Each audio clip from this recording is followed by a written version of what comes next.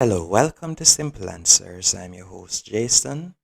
In this video, I'll be showing you how to create a poll on Snapchat. First, let's go into the app. Once you're in Snapchat, you'll simply press down on the circle like you'll normally do to record something.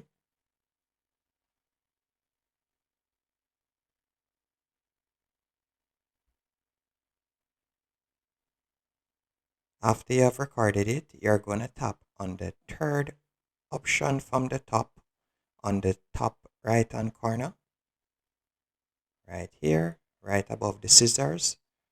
Then you're going to tap on poll. And here you can add the question that you would like to ask.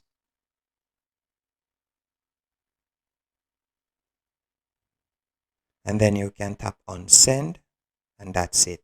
That's how to create a poll on Snapchat. Hope you found this video helpful and informative. If you did, be sure to hit the like button and subscribe, and thank you for watching.